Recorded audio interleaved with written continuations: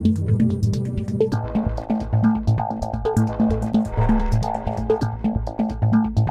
बोलले की महाराष्ट्र हा दुसरा क्राईममध्ये, ही वस्तुस्थिती नाही आहे. लोकसंख्येचा विचार केला तर आपण देशामध्ये 8व्या क्रमांकावर, म्हणजे मी काय फार भूषणावे असं म्हणत नाही की 8व्या क्रमांक, पण आपण 8व्या क्रमांकावर आहोत. आपण जर खुनाचा विचार केला, जो एक अतिशय महत्त्वपूर्ण गुन्हा मानला जातो, तर त्यात महाराष्ट्र 17व्या क्रमांकावर आहे. आपण जर महिलांवरच्या गुन्ह्याचा विचार केला तर त्याच्यामध्ये देखील आपण राजस्थान, ज्याची लोकसंख्या आपल्या अर्धी आहे, तिथे 6,356 वगैरे आहेत.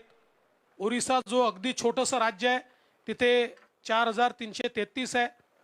एकूण सगळ्या राज्यांचं न सांगता, ते आता सभागृहात सांगावंच लागेल, फक्त थोडं आमच्या विरोधी पक्षनेत्यांना आधीच थोडी माहिती आमच्याकडनंच गेली पाहिजे म्हणून तुमच्यासमोर सांगतोय. कारण किमान तुमच्या बातम्या पाहून किंवा वाचून ते योग्य प्रकारे त्या ठिकाणी सभागृहात मांडतील. तर त्यातही महाराष्ट्र हा 7व्या स्थानावर आहे.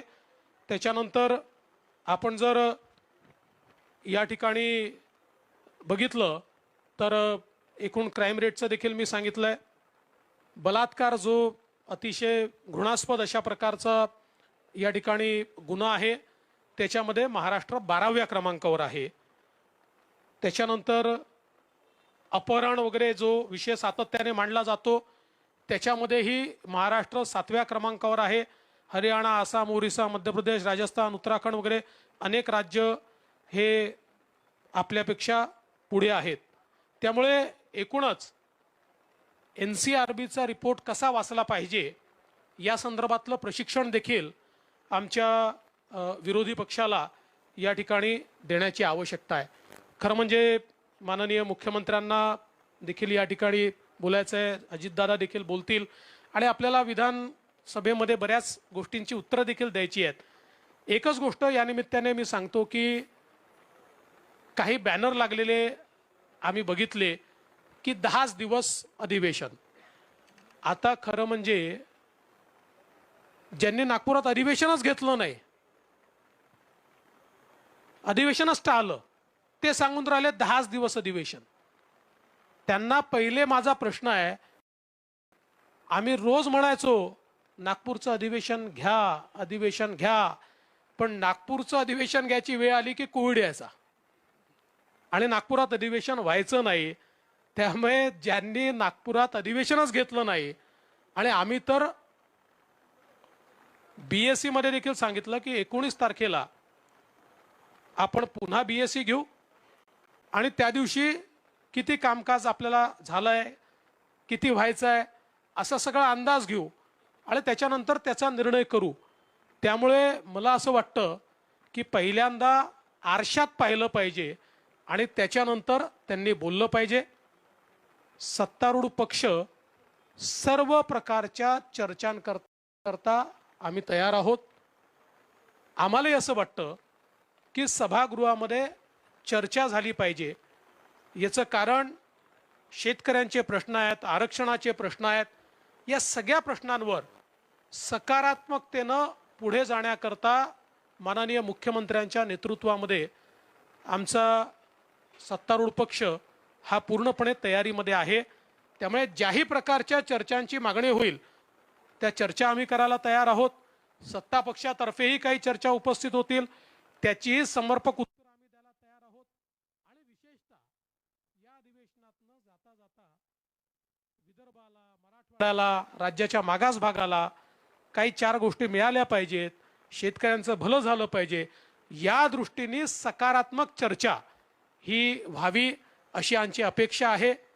कदाचित आता 3 राज्यांमध्ये जो काही पराभव झालेला आहे त्याच्यामुळे काहीतरी आत्मपरीक्षण आमचा विरोधी पक्ष करेल आणि जनतेला काय हवं आहे हे जर विरोधी पक्षाच्या लक्षात आलं तर निश्चित त्यातनं काहीतरी भलं होईल.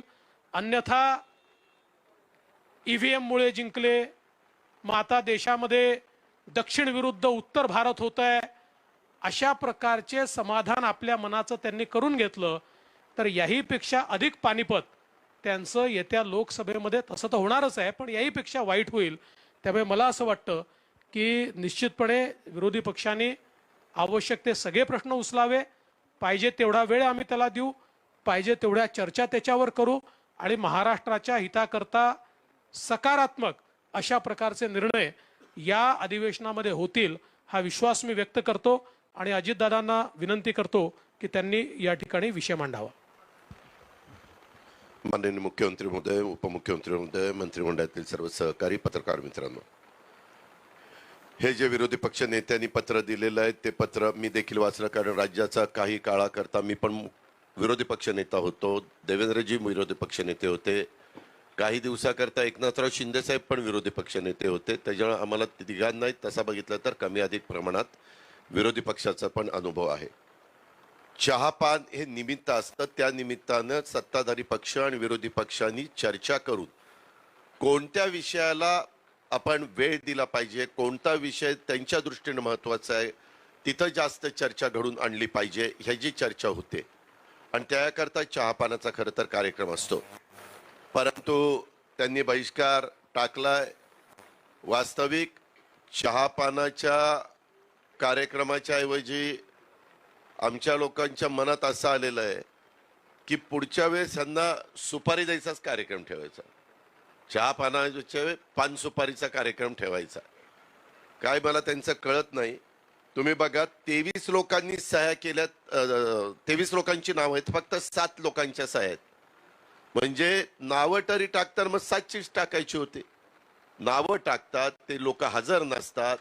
एवढं तर गांभीर्य या विरोधी पक्षाच्या सगळ्या सन्माननीय सदस्यांना आहे आणि तुम्ही पण त्या सह्या बघू शकता. विदर्भात होत असलेल्या ह्या हिवाळी अधिवेशनाच्या निमित्तानं आम्ही महायुती सरकारच्या वतीनं विदर्भातल्या सर्व जनतेला आणि राज्यातल्या पण सर्व जनतेला मनापासून शुभेच्छा देतोच. परंतु जसं देवेंद्रजींनी सांगितलं की या अधिवेशनामध्ये प्रामुख्याने राज्य शासनातर्फे विदर्भाच्या आणि राज्यातल्या इतर प्रश्नांना म्हणजेच मराठवाड्याच्या प्रश्नांना, जे प्रश्न खऱ्या अर्थाने नेहमी विदर्भामध्ये अधिवेशन होत असताना आपण चर्चेला आणतो, त्याला न्याय देण्याचा प्रयत्न हा सरकारचा राहणार आहे. सभागृहात विदर्भातील आणि राज्यातील जे प्रश्न सत्तारूढ पक्षातर्फे आणि विरोधी पक्षाच्या तर्फे मांडले जातील त्या सर्व प्रश्नावर सभागृहामध्ये अतिशय सकारात्मक चर्चा करून ते सर्व प्रश्न सोडवण्याचा राज्य सरकारचा निश्चय आहे. या अधिवेशनात मी पुरवणी मागण्या मुख्यमंत्र्यांच्या नेतृत्वाखाली, उपमुख्यमंत्र्यांच्या मार्गदर्शनाखाली सादर करणार आहे मंत्रिमंडळाच्या संमतीनं. आणि पुरवणी मागण्यामध्ये आम्ही अतिशय समर्पक अशा प्रकारची उत्तरं देऊन सभासदांचं समाधान होईल असा प्रयत्न आमचा राहील. काही जर मागण्या यदाकदाचित कुठल्या राहिल्या तर पुढील अधिवेशनात त्या संदर्भामध्ये सकारात्मक भूमिका ही सरकारची असेल आणि सरकार त्या बाबतीमध्ये निर्णय घेईल. विदर्भात शेती संदर्भामध्ये प्रामुख्याने आपल्याला माहिती आहे कापूस, सोयाबीन, तूर, धान, संत्रा आणि इतर पिकांबाबत आणि राज्यातील इतर भागातील विशेषतः जो अवकाळी पाऊस पडतोय त्यामुळे झालेल्या अतिवृष्टीमुळे नुकसान झालेल्या नुकसानग्रस्तांना आणि काही भागामध्ये दुष्काळ जाहीर केलेला आहे त्याची पण परिस्थिती आहे. त्या मागणीला योग्य न्याय देण्याचं काम ह्या सरकारच्या माध्यमातून एकनाथराव शिंदेच्या नेतृत्वाखाली होईल. बाकीच्या बाबतीमध्ये मुख्यमंत्री महोदय बोलतील, परंतु त्याच्यातला एक मुद्दा हा अर्थ विभागाशी संबंधित आहे ज्याचा थोडासा उल्लेख देवेंद्रजींनी केला आणि त्याबद्दल मी राज्याचा अर्थमंत्री म्हणून सांगू इच्छितो की त्यांनी 6.5 लाख कोटी कर्जाचा उल्लेख केलेला आहे. वास्तविक माझ्या माहितीप्रमाणे 23-24 मार्च पर्यंत एकूण कर्ज अंदाजे अर्थसंकल्पीय अंदाज आहे तो 7 लाख कोटी होण्याची शक्यता आहे. या वर्षी आपण 1,20,000 कोटीचं कर्ज काढू शकतो, जो रेशो केंद्र सरकारने ठरवून दिलेला आहे आणि त्याचं अनुकरण बहुतेक राज्य करण्याचा प्रयत्न करत असतात.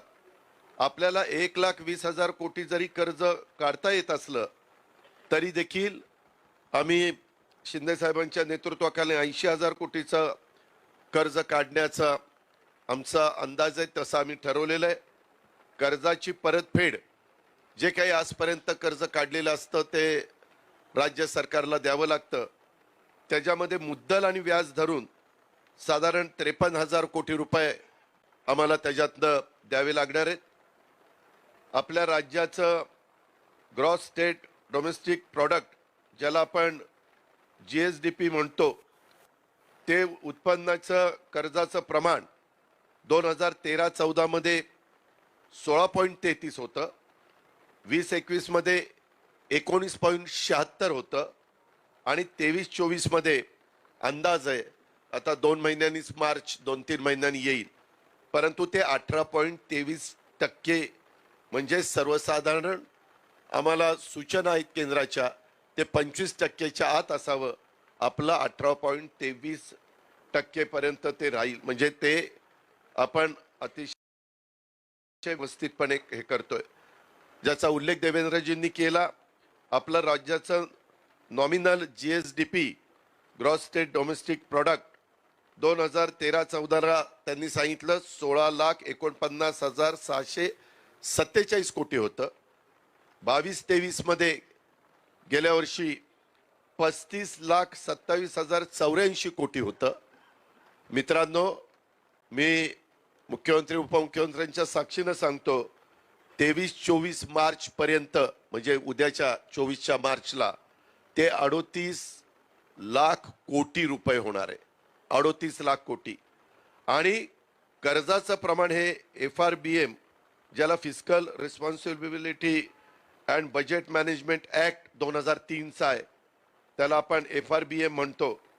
ते FRBM कायद्यानुसार GSDPच्या 3%च्या आत ते असावं. आपण हे प्रमाण पाळलेलं आहे. म्हणजे आर्थिक शिस्त महायुतीच्या सरकारनी पाळण्याचा काटेकोरपणे प्रयत्न त्या बाबतीमध्ये केलेला आहे. त्याच्यामुळं विरोधी पक्षांनी जे पत्रामध्ये उल्लेख केलाय वाढलेलं कर्ज, ते नुसतं कर्जाचा आकडा सांगतात, परंतु त्याच्यातनं आपला राज्याचा नॉमिनल GSDP हा 38,000 कोटी पर्यंत, म्हणजे 13-14ला 16 लाख कोटी होता, तो 38 लाख कोटी पर्यंत म्हणजे किती पटीनं वाढला ते आपण पण बघू शकता. अशा पद्धतीनं एकंदरीत आर्थिक शिस्त ठेवण्याचा प्रयत्न आम्ही सगळेजण करतोय. ही बाब आपल्या सगळ्यांच्या लक्षामध्ये मला आणून द्यायची होती, ती मी आणून दिली. धन्यवाद.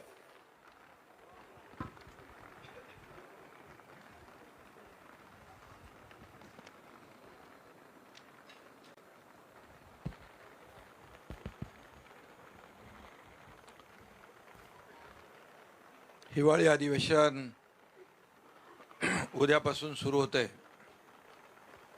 आणि आजच्या या पत्रकार परिषदेला उपस्थित आपले दोन्ही उपमुख्यमंत्री, आमच्या मंत्रिमंडळातील सर्व सहकारी आणि पत्रकार मित्रांचं मी मनापासून स्वागत करतो.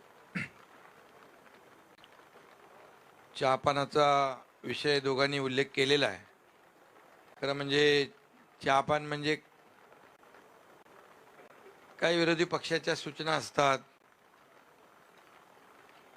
नागपूरमध्ये अधिवेशन असलं की विदर्भातले काही प्रश्न, त्याच्यातून चर्चा, परंतु चहापानावर त्यांनी नेहमीप्रमाणे बहिष्कार घातलेला आहे. आणि त्या बाबतीमध्ये काय तुम्ही सुपारी काय म्हणाले, सुपारी पान, सुपारी पान, सुपारीचं सुपारी पान. पण मला वाटतं मगाशी विरोधी पक्षांनी काहीतरी कुठल्या तरी पत्रकाराला विचारलं, काय तर सुपारी घेऊन बोलतोय का, काहीतरी असं झालंय ना, बरोबर ना, झालंय ते. म्हणजे त्यांचा विश्वास न्यायालयावर पण नाही, यंत्रणेवर पण नाही, पत्रकारांवर पण नाही. जे त्यांच्या बाजूने बोलतील ते चांगले, जे काही प्रश्न विचारतील ते विरोधक वाईट. म्हणजे एक अवसान गळालेला विरोधी पक्ष, खरं म्हणजे एक कॉन्फिडन्स लेवल गमावलेला विरोधी पक्ष कसा असतो तो या आजच्या पत्रकार परिषदेमध्ये आपण पाहिलेला आहे. अजितदादा म्हणाले किती सह्या 23 लोकांची नावं आणि 7 सह्या आणि त्यातले 3 झोपले होते 7 पैकी. त्यामुळे म्हणजे विरोधी पक्ष नेता जेव्हा बोलत असतो, जेव्हा त्याच्यात काही दम मुद्दे असतात तेव्हा सगळे अगदी ऐकण्याच्या मनस्थितीत असतात. पण आम्ही ते मुंबई नागपूरचा प्रवास करत होतो विमानामध्ये, त्यामुळे त्यांनी काय म्हटलं हे आम्हाला सगळं कळलं नाही. पण पत्र जे दिलं त्या पत्रामध्ये एवढे सगळे मुद्दे आणि बिनबुडाचे मुद्दे, अंतिम आठवडा प्रस्ताव त्यांनी आजच दिलाय, म्हणजे तो पुढे द्यायचा तो अगोदर. त्यामुळे एक खरं म्हणजे 4 राज्यातल्या ज्या काही निवडणुका आणि 3 राज्यातले निकाल जे लागले, त्यामुळे त्यांची परिस्थिती अशी झालेली असं वाटतंय. पण ठीक आहे, लोकशाहीमध्ये जनता जनार्दनाचा कौल महत्त्वाचा असतो. आणि जे मोदीजींवर टीका करत होते, मोदीजींचा करिश्मा संपला, आता बघा काय होतंय, ते या देशातल्या जनतेने दाखवून दिलं. 3 राज्यांमध्ये घवघवीत यश मिळालं. जनता जनार्दनाने मोदी गॅरंटीवर विश्वास ठेवला आणि पुढचं काय बोलत नाही मी. आणि येणाऱ्या लोकसभेच्या निवडणुकांमध्ये मोदीजी पुन्हा प्रधानमंत्री होतील याची गॅरंटी देऊन टाकली. त्यामुळे एक कॉन्फिडन्स लेवल गेलेली आहे. आणि म्हणून मी एवढंच सांगतो की त्यांना म्हणून बिनबिडाचे जे काही आरोप केले त्यांनी, त्याच्या बाबतीमध्ये उहापोह आपल्या गृहमंत्री महोदयांनी देवेंद्रजींनी केला. आणि आकडे जे आपले कर्जाचे ते अजितदादांनी या ठिकाणी त्याची माहिती दिलेली आहे. पण मी त्यांना एवढंच सांगतो, मुंह खोलने से पहले सोचना सीख ले, पहिले तो अपने अंदर झाक के देख ले. स्वतःच्या गिरेबांमध्ये जरा बघा काय परिस्थिती आहे ती. आणि आता अगोदर ज्या निवडणुका आता मी त्याचा उल्लेख केला, त्याच्या अगोदर फार मोठ्या मोठ्या बाता होत्या. पण जसा रिझल्ट लागल्यानंतर चर्चा बदली झाली. ठीक आहे, त्याच्यावर मी जात नाही. परंतु मी एवढंच सांगतो, हे नागपूरचं आमचं दुसरं अधिवेशन आहे हिवाळी सरकारचं आमच्या. आणि विरोधी पक्षाचं जसं देवेंद्रजी म्हणाले, विदर्भात अधिवेशन असल्यानंतर विदर्भाच्या प्रश्नांना महत्त्व दिलं पाहिजे. परंतु यांना काय काय पत्रामध्ये लिहिलं आहे ते तुम्हाला माहीत आहे. आणि म्हणून विदर्भामध्ये हे अधिवेशन होतं आहे. विदर्भाशी आमचं एक नातं आहे आणि नक्कीच या विदर्भातल्या जनतेला या अधिवेशनामधून न्याय देण्याचं काम नक्की केलं जाईल. मुख्यमंत्री आणि आमचं सरकार याला न्याय देताना एक विशेष आनंदही आम्हाला होईल. आणि विदर्भाच्या सर्वांगीण विकासासाठी ठोस आणि कालबद्ध रीतीने जे काही प्रकल्प आहेत, जो योजना आहेत, निर्णय आहेत, ते पूर्णही केले जातील असं मी या ठिकाणी आश्वासन देखील देऊ इच्छितो. 1.5 वर्षाच्या काळामध्ये आमच्या सर्वसामान्यांचं हित आम्ही डोळ्यासमोर ठेवलं. आज समाजातल्या प्रत्येक घटकापर्यंत पोचण्याचं काम आमच्या सरकारने केलेलं आहे. आणि सरकारच्याच या लोकप्रियतेमुळे जे विरोधकांना देखील धडकी भरली आहे, त्यांच्या तोंडचं पाणी पळालं आहे आणि पायाखालची वाळवी सरकलेली आहे. आणि म्हणूनच त्यांनी खूप मोठ्या प्रमाणावर आरोप केलेत, प्रत्यारोप केलेत. त्यांची इंडिया आघाडी, आता इंडिया आघाडी आहे ना दादा, इंडिया अलायन्स पण फुटली वाटतं. ते कालच्या बैठकच नाही झाली. हां नाही, पुढं म्हणजे 3-4 लोक आलेच नाही ना, त्यामुळे ठीक आहे. असो, शेवटी 3 राज्यांनी दाखवून दिले आणि महाराष्ट्रात देखील अतिशय चांगलं वातावरण आहे. त्यामुळे जनता जनार्दनाचा आशीर्वाद सरकारच्या पाठीशी आहे. आणि म्हणूनच शासन आपल्या दारीच्या बद्दल देखील काही टीका त्यांनी केली. शासन आपल्या दारी हा काल धनंजय मुंडेकडे होते मगाशी. धनंजय मुंडेंच्या बीडमध्ये काल कार्यक्रम झाला. 70-80 हजार लोक लाभार्थी एका छताखाली 18-20 कार्यक्रम झाले. जवळपास 1,85,00,000 लाभार्थ्यांनी लाभ घेतला. 2 कोटीपर्यंत गेलाय. आणि जर ते असं म्हणत असतील की हा इव्हेंट आहे, तर मला वाटतं 2 कोटी लोकांना मदत आणि योजनांचा लाभ देणारा त्यांना इव्हेंट वाटत असेल तर ठीक आहे. लोकांसाठीचा आणि लोकांच्या फायद्याचा इव्हेंट सरकारला करायला देखील त्याच्यामध्ये समाधान वाटेल. आणि शेवटी आज ज्या पद्धतीने जे प्रतिसाद मिळतोय त्या शासन आपल्या दारीमध्ये, जे आमचे जिल्हाधिकारी, BDO, CO, सगळे तलाठी, तहसीलदार ज्या पद्धतीने एकेका जिल्ह्यामध्ये नोंदणी करतायत आणि लाभार्थ्यांची संख्या लाभार्थ्यांच्यापर्यंत जात आहेत आणि लाभार्थी स्टेजवर येत आहेत, आपापला लाभ घेऊन जात आहेत, हे चित्र कधी कुठे पाहायला मिळालंय. त्यामुळे हे पोटदुखी आहे. ठीक आहे, जाऊ द्या, त्यांना ज्या वाटायचं ते वाटू द्या. त्याचबरोबर ते म्हणाले आमचे नैसर्गिक आपत्ती, शेतकरी अडचणीत आहे, शेतकऱ्याला वाऱ्यावर सोडलंय. आपल्याला मी सांगतो, आजवर म्हणजे 2.5 वर्षाचा काळ मागचा सोडला तर शासनाने, आमच्या सरकारने सगळे नियम बाजूला ठेवले. NDRFच्या दुप्पट केलं, 2 हेक्टरचे 3 हेक्टर केले.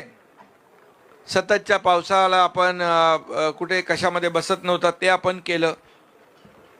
आणि जे काही नुकसान होतं अवकाळी पावसामुळे, आताही अवकाळी पाऊस आहे, गारपिटीमुळे नुकसान होतं, त्याला तातडीने आमच्या सरकारने पंचनामे करण्याचे निर्णय घेतले. आणि 10,000 कोटीपर्यंत आपण आतापर्यंत त्यापेक्षा जास्त शेतकऱ्यांना आपण दिले. 1 रुपयात पीक विमा योजना केली.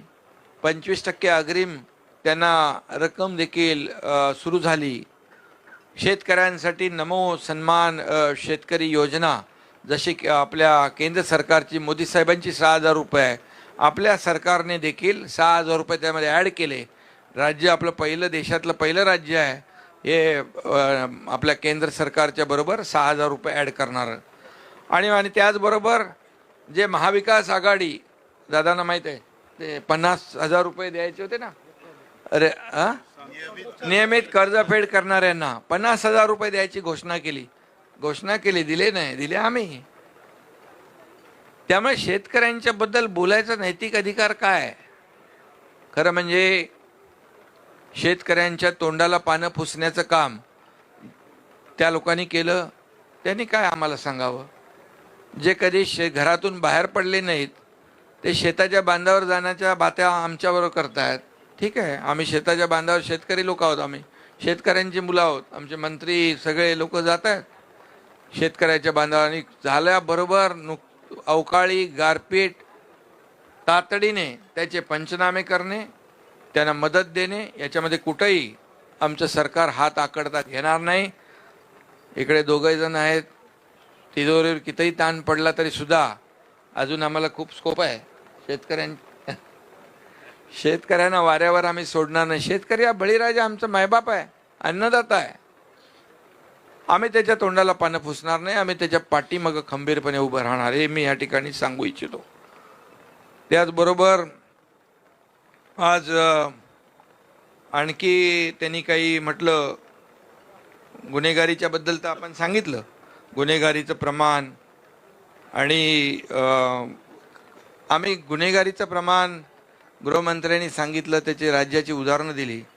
पण आम्ही खोटे गुन्हे कधी दाखल नाही केले.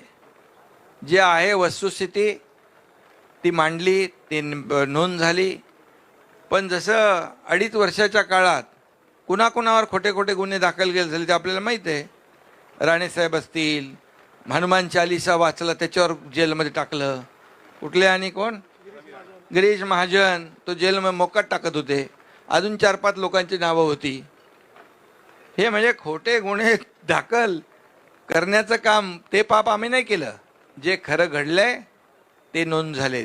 आणि म्हणून नोंदणीचं प्रमाण आणि कन्व्हेक्शन रेट पण या आमच्या सरकारमध्ये त्यांना आकडेवारी त्यांना पूर्ण मिळाली नाही, म्हणून त्यांनी आकडेवारी पूर्ण दिली नाही. आणि म्हणून या ठिकाणी मी एवढंच सांगेन की आमचं सरकार गुन्हे लपवून कातडी वाचवणारं सरकार नाही, तर सत्याला सामोरं जाणारं सरकार आहे आणि खोटं आम्ही करणार नाही. आज ज्या पद्धतीने भ्रष्टाचाराचा काही आरोप केलेत, भ्रष्टाचार कुणी केला, कशामध्ये केला हे आपल्या सगळ्यांना माहीत आहे. खिचडीमध्ये, बॉडी बॅगमध्ये, ऑक्सिजन प्लांटमध्ये.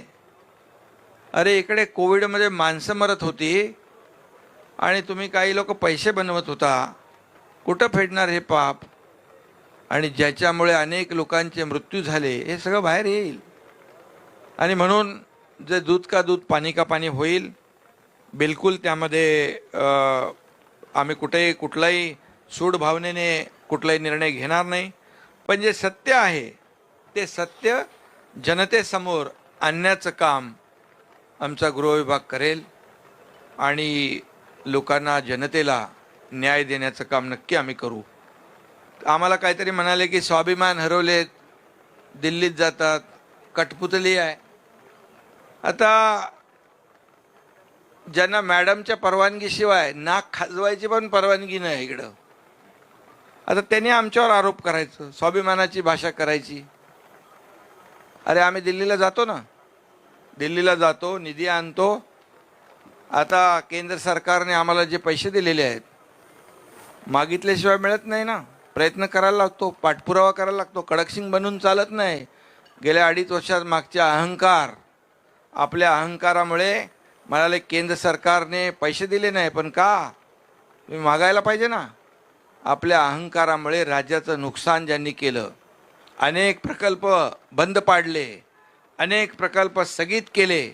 आमचं सरकार आल्यानंतर हे सगळे म्हणजे मेट्रोपासून, आरेपासून, समृद्धीपासून आणखी सगळ्या प्रकल्पांची मी नावं घेत नाही, मेट्रो 3 असेल, इतरही प्रकल्प जे आहेत हे बंद पाडण्याचं काम, या राज्याला मागं नेण्याचं काम आपण केलं. पण आम्ही ते पुढे नेलं, त्याला चालना दिली. देवेंद्रजीच्या काळात जे प्रकल्प सुरू झालेले ते आपण बंद केले. जलयुक्त शिवारसारख्याची चौकशी लावली. जे शेतकऱ्यांच्या अतिशय जिव्हाळ्याचे प्रकल्प होते ते आम्ही सुरू केले. आणि त्यामुळे विकासाच्या बाता आपण मारताय, लोकांना माहीत आहे, लोक सुज्ञ आहेत. त्यामुळे मी एवढंच सांगतो की सत्ता काबीज करण्याचं ज्यांचं ते काय स्वप्न होतं, त्या 3 निवडणुकांनी पूर्णपणे साफ केलेलं आहे. त्यांचे सत्ता काबीज करण्याचे दोर पूर्णपणे कापलेत. त्यामुळे ते असं कठपुतली आणि या सगळ्या गोष्टी बोलत आहेत. हां, आम्ही लोकांसाठी काम करतो आहे आणि आम्हाला अभिमान आहे. आमच्या दोऱ्या लोकशाहीच्या आणि लोकांच्या हातात आहेत. आम्ही लोकांच्यासाठी काम करतो आहे. त्यामुळे मी जास्त बोलत नाही. नंतर आणखी आपल्याला अधिवेशन बाकी आहे. आणि बाकी कुठलं आणखी काय, मला वाटतं दुसरा काय विषय मला वाटतं घेतला नाही. एवढेच ना? हां, मराठा ओबीसी मध्ये भांडण, तो एक विषय घेतला. याच्यामध्ये एकच आपल्याला सांगतो, सरकारची भूमिका अतिशय प्रामाणिक आहे. सुरुवातीपासून आम्ही भूमिका घेतली आहे मराठा समाजाला आरक्षण देण्याची. आणि ते देत असताना ओबीसी वर कुठलाही अन्याय होणार नाही, इतर समाजावर अन्याय होणार नाही, कुणाचंही आरक्षण कमी केलं जाणार नाही. ही भूमिका आमची स्पष्ट आहे. मी तर मुंबईमध्ये दसरा मेळाव्यामध्ये शिवाजी महाराजांची शपथ घेऊन सांगितले.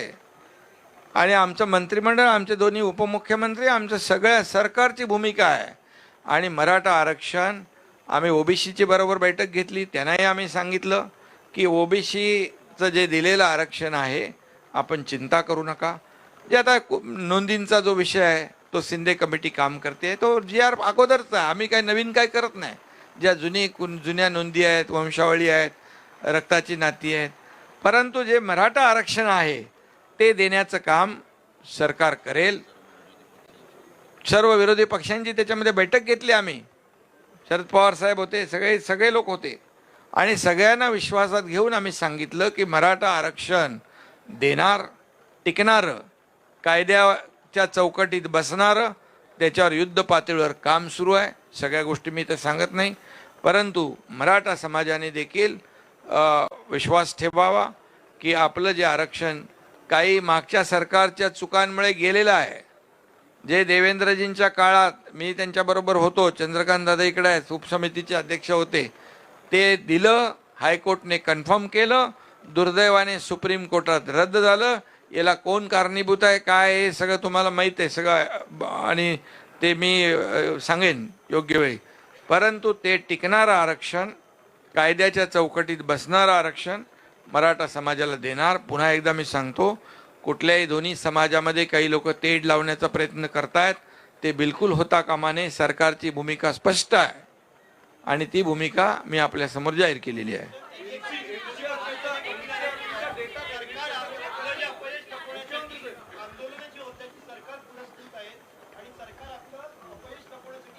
आता तो बिद्रे कुठं भेटला होता कोणाला? बिद्रे तिकडे तो दगड मारणारा, त्याच्याबरोबर फोटो कोणाचे होते? आता सगळं आम्हाला माहीत आहे. ते पोलीस काम करतील आणि त्याच्यामध्ये दूध का दूध, पाणी का पाणी होईल. या सगळ्या जे काय आंदोलन आहेत त्याच्या मागे कोण आहे ते कळेल.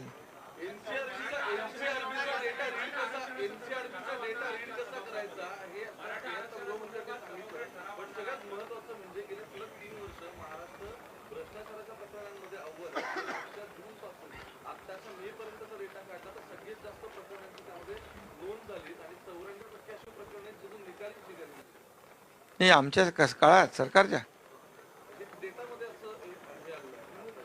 नाही, भ्रष्टाचाराचं कुठलं उदाहरण आमच्या सरकारच्या काळात झाले?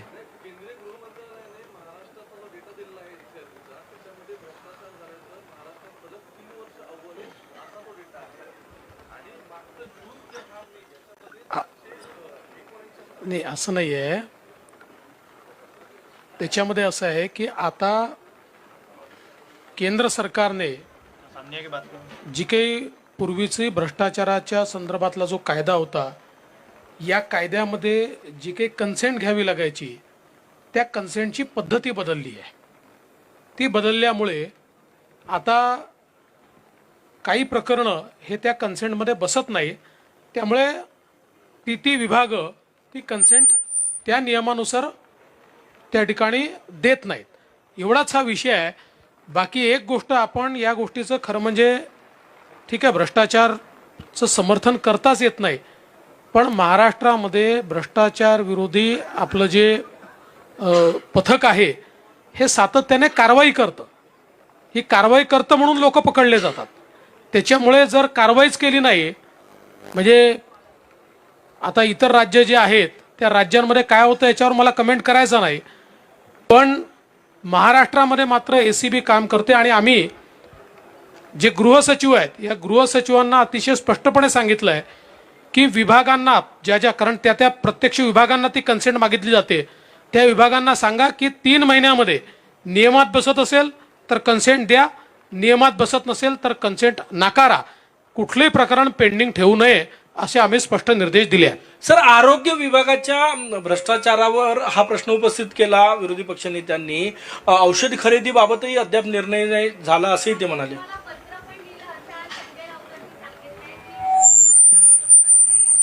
या बाबतीमध्ये आरोग्य मंत्री उद्या खुलासा करणार आहेत.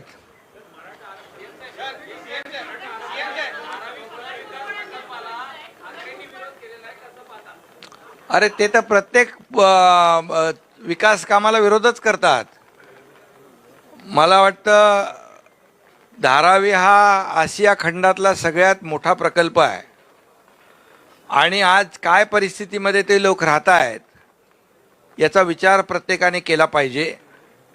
आणि प्रत्येक वेळेला विकासाला विरोध करायचा आणि म्हणायचे प्रकल्प गेले. अंबानींच्या घराखाली काय लावलं होतं ते बॉम्ब, जिलेटिन कोणी ठेवलं? तो अधिकारी कोणी आणला होता? इकडं अंबानीच्या खाली ते ठेवायचं आणि इकडे आता अदानीच्या घरी मोर्चा काढायचा, आमचं त्यांच्याशी काय घेणं देणं नाही आहे. पण हे जे विकास प्रकल्प जे आहेत हे जेव्हा लोकांच्या हिताचे, मग समृद्धी असेल नाही तर आणखी जे काही मेट्रोचे प्रकल्प असतील, याला प्रत्येक प्रकल्पाला विरोधासाठी विरोध करता कामा नये. ठीक आहे, काही कारण असेल तर जरूर करा, परंतु विकास विरोधी भूमिका नेहमीच त्यांनी घेतलेली आहे.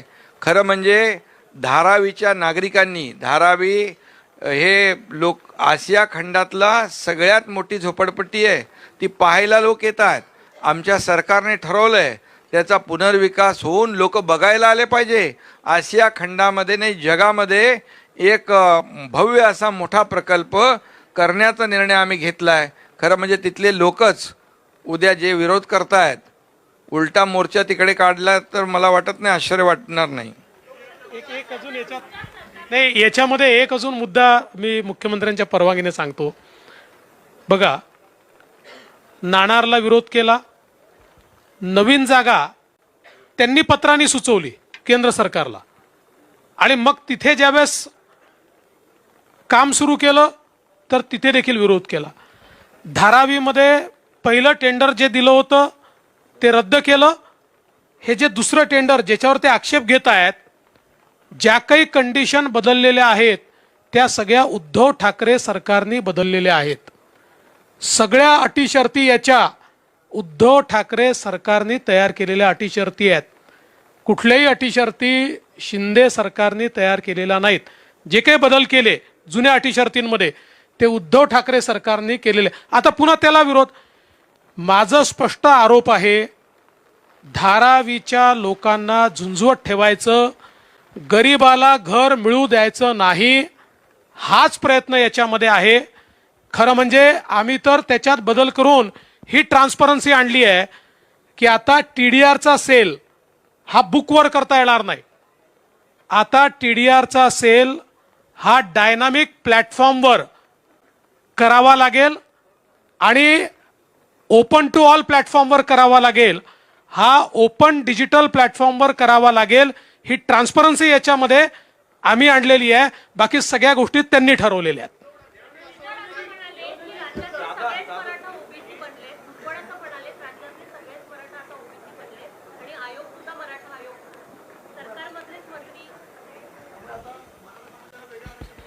नाही, मी त्या बाबतीमध्ये भूमिका स्पष्ट केलेली आहे आणि भुजबळांनाही ते माहीत आहे आणि त्यांच्याशी आमची चर्चा झालेली आहे. त्यामुळे कुठलाही गैरसमज नको. मराठा समाजाला आरक्षण देताना इतर कुठल्याही समाजावर अन्याय होणार नाही. मराठा समाजाला आरक्षण देण्यासाठी जी भूमिका, जे काय करायचं आहे, जी प्रक्रिया करायची आहे ती युद्धपातळीवर सुरू आहे.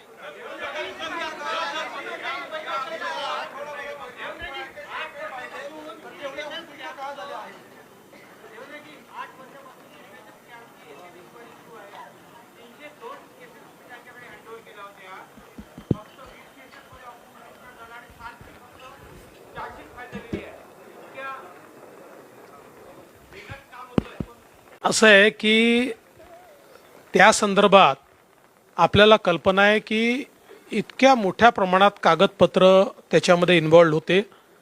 त्याच्यामुळे जिथे जिथे चुका सापडल्या त्या ठिकाणी आरोपपत्र देखील दाखल झालेलं आहे आणि जिथे गुडफेथमध्ये काम झालं होतं, जिथे चुका सापडल्या नाहीत त्या ठिकाणी आरोपपत्र दाखल केलेलं नाही आहे.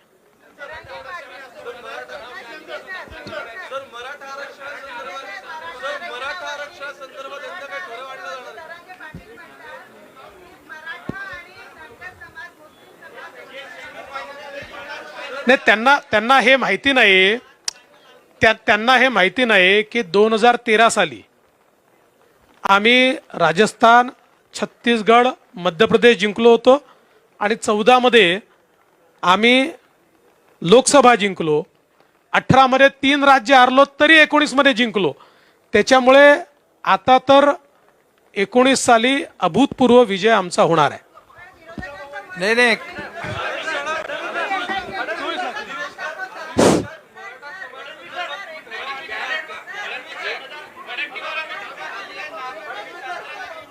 बोला बोला, तुम्ही बोला. मराठा समाजाला आरक्षण देण्यासंदर्भातला नाही ठराव नाही, आम्ही आरक्षण देणार आहोत. त्यांना आरक्षण देण्यासाठी प्रक्रिया करावी लागते. टिकणारं, कायद्याच्या चौकटीत बसणारं, इतर समाजावर अन्याय न करणारं, हा शब्द आहे आमचा.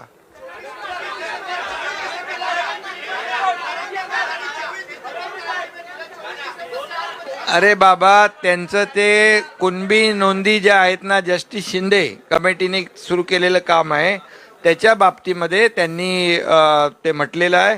परंतु ते त्या 24च्या तारीख येऊ दे, अजून वेळ आहे त्याला.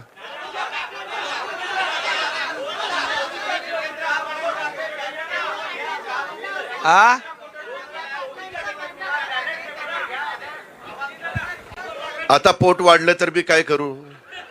वाढलं ते वाढलं, पण ते पोट नुसतं वाढलंय, त्याच्यात महिना कुठला गेलेला नाहीये, एवढं लक्षात ठेव. असं आहे, कर्नाटकामध्ये जर काँग्रेस जिंकली तर ईव्हीएम चांगलं, तेलंगणामध्ये काँग्रेस जिंकली तर ईव्हीएम चांगलं, पंजाबमध्ये काँग्रेस जिंकली, आपलं आप जिंकली तर ईव्हीएम चांगलं, आणि दिल्लीत आप जिंकली तर ईव्हीएम चांगलं, आणि भाजप जिंकली. मी तर पहिली प्रतिक्रिया माझी हीच होती की आता 3 राज्यात आम्ही निवडून आलो आहोत, त्यामुळे ईव्हीएमवर प्रश्नचिन्ह निर्माण होईल.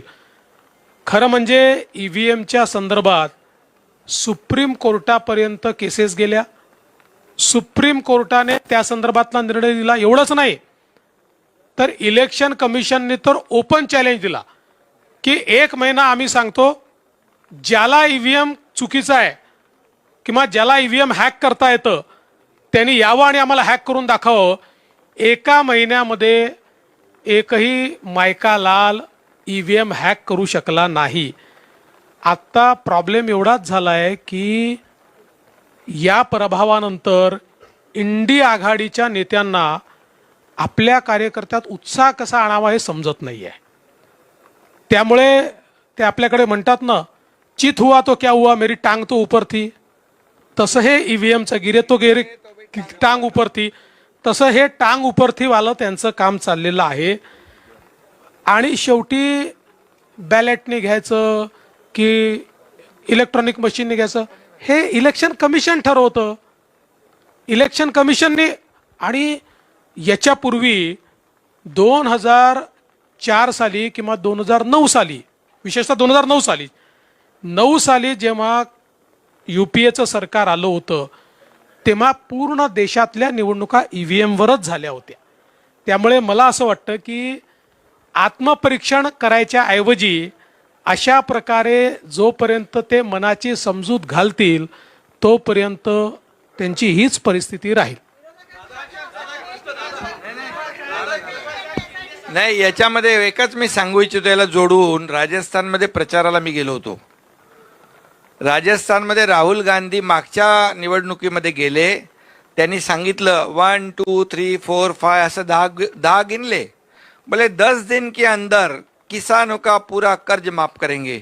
5 वर्ष झाले तरी नाही, 19,000 शेतकऱ्यांची जमीन निलाम झाली, 800 का 1000 लोकांनी आत्महत्या केली. आणि त्यामुळे दुसरी गोष्ट, कर्नाटकमध्ये पण खोटी आश्वासनं देऊन निवडून आल्यानंतर त्यांचा उपमुख्यमंत्री सांगतो, आश्वासन तो बहुत ढेर सारे दिए है लेकिन हमारे पास पैसा नाही. आणि त्याचं पण इकडे म्हणजे मोदी गॅरंटीवर लोकांनी विश्वास ठेवला आणि कुणाची गॅरंटी ठोकरली ते बघा.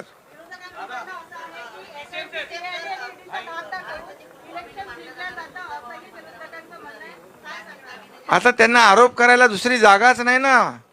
इथे असं थम्पिंग मेजॉरिटी येते का कधी? हे धाक दाखवून हे त्यांना त्यांच्या पायाखालची वाळू सरकले. लोकांनी, जनतेने विश्वास दाखवलाय. मी तुम्हाला एवढंच सांगतो, 9 वर्षामध्ये मोदीजींनी या देशामध्ये केलेलं काम आणि 50 ते 60 वर्ष काँग्रेसने केलेलं काम याची तुलना लोकांनी केली. धाक दाखवून जर केलं तर तेलंगणा का नाही आलं?